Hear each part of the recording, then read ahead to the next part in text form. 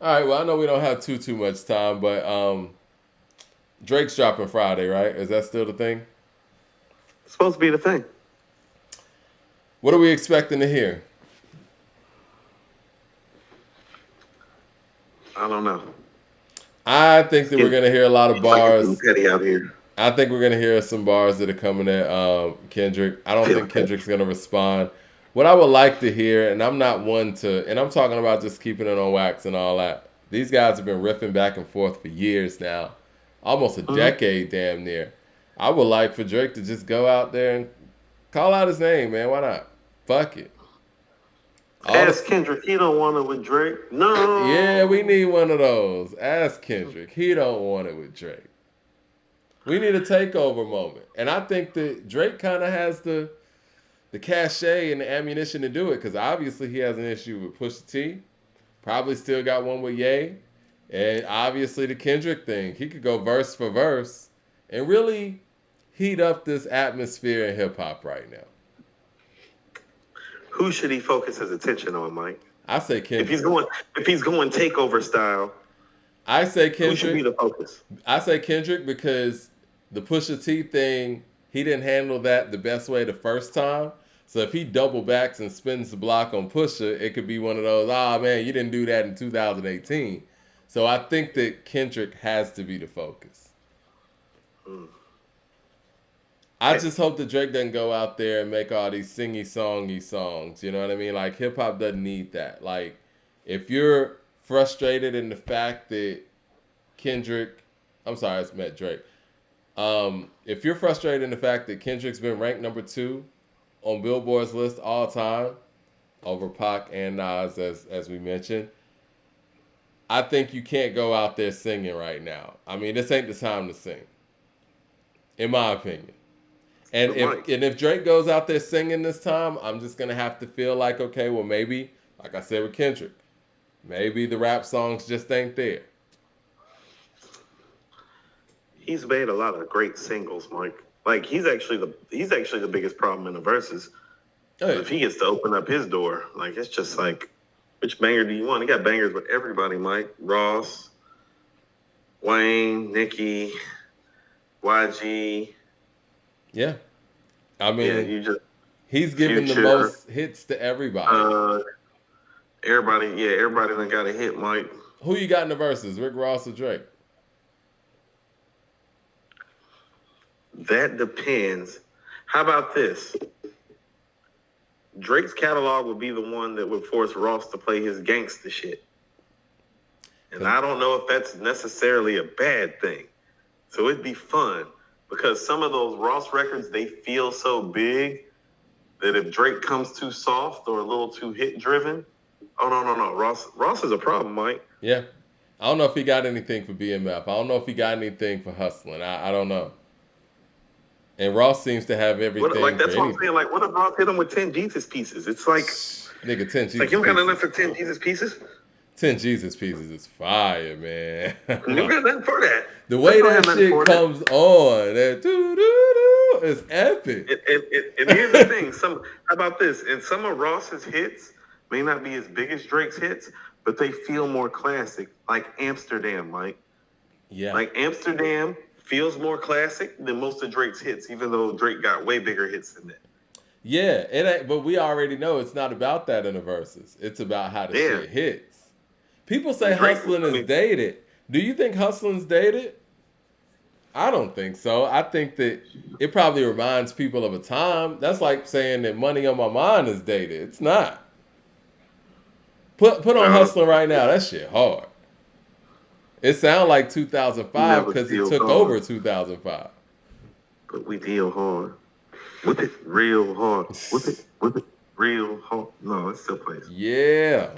But Here yeah, I Am still plays well. I heard Here I Am the other day, Mike. oh, Here I Am's great. To me, that's the turning point of his career. Both the That Boss records, Mike. The Boss records with Nicki and T-Pain. Here I Am is when he found his lane, in my opinion. Maybach Music. One, Yeah. two, three, four. Fifth. Well, see, Pirates. Nelly's a Ugh. big deal, man. Nelly's big on Here I Am. Hold Me Back. Ugh. One of my favorite. 16. What if he hit him with 16 and get 3,000 to pop up, Mike, on a flute or some shit and playing Cool. like Nobody's getting 3,000 to pop up. going up, Mike. It's going up if he gets 3,016 getting played on the flute by three. Yes, if 16 ain't enough. No, nobody's getting 3,000. Sorry, that's not happening. Mike, that's a whole vibe when 16 comes on, Mike. Yeah, Three Kings is crazy, and my favorite song on that album is Amsterdam. Amsterdam. Yeah. No, Amsterdam, Mike. That's what I'm saying. Amsterdam. You remember Rich Off Cocaine?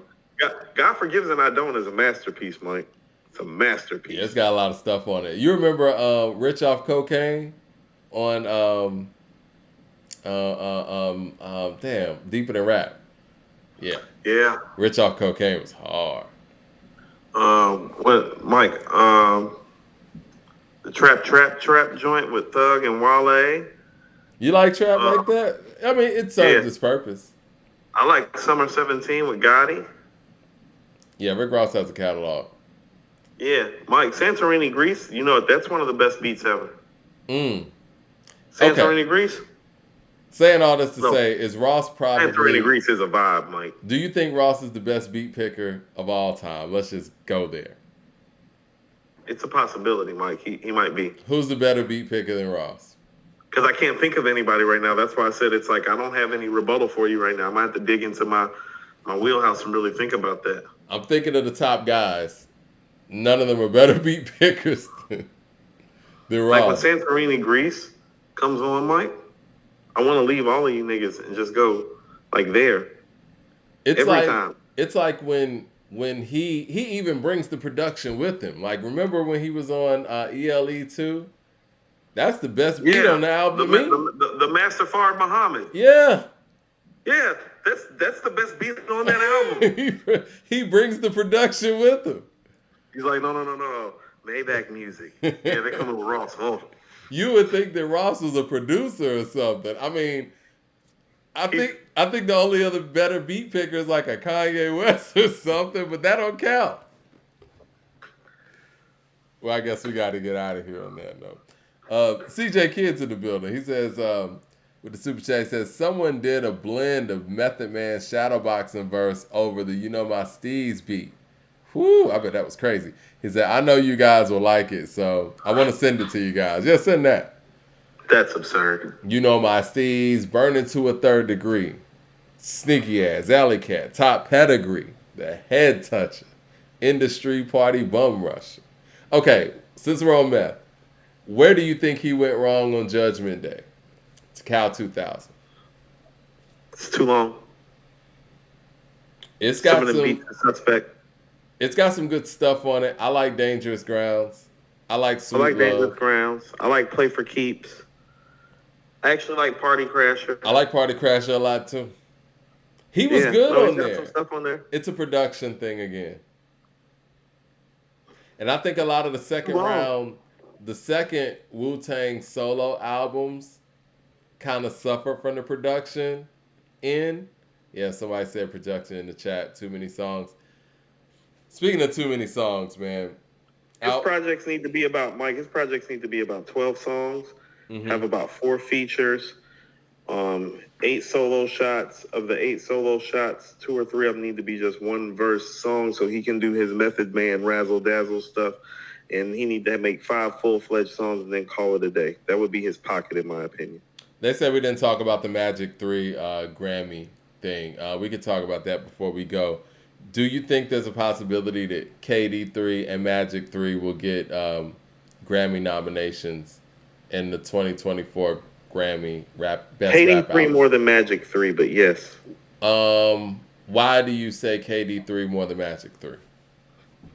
It has more mass appeal, pun intended. Gotcha.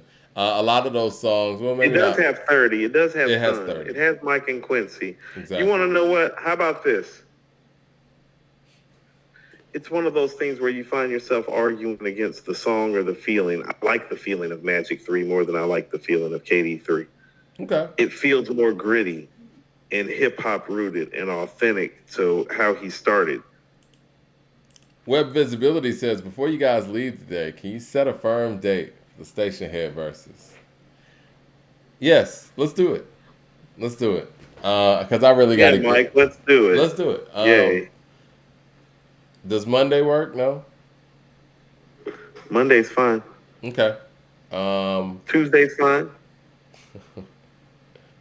What time? Sunday. What time? What, Monday? Yeah. I want to do this early, Mike. Okay. I'm with that. And we could do it. I mean, we can kind of prep the Monday show with it and then get to it. No, we not talking about Kanye on Monday, Mike. What, I've been waiting to shut you up about Kanye. Okay. Kanye ain't made a good album in literally over a decade. You talk about Kanye. Somebody told me, you talk about Kanye the way I talk about Nas. I said the difference is the guy that I'm talking about just made 6 dope-ass albums. It's true. It's true. I believe in the ability of Kanye to come back with another dope album. And I hear, word through the grapevine is that he just debuted an album in Italy at a private event or whatnot. And I'm sure it's fire. CJ Kidd with the super chat says, he debuted an album in Italy. Get us out of here. Check CJ Kidd says, just sent it. Enjoy, guys. We'll do. Chris Daughtery with the super chat says, guys, what do y'all think about the Ross and Meek new song plus album coming later this month? Sounds great to me. It sounds good from what I'm hearing. And based on what Ross does, that's a good look for Meek. Oh, I heard the Ross and Meek song last night. It came up on my YouTube Music. Because I was like, what is this? I was like, this is fire. I haven't heard this yet. And then I looked at it and realized, I was like, oh, this new. Yep, that came out Friday.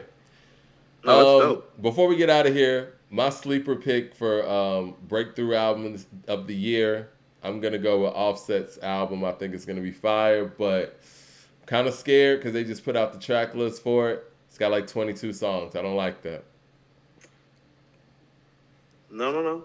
Ride with your dark horse. I got to ride with the dark horse, but I don't like the way it's looking right now. And the features look very,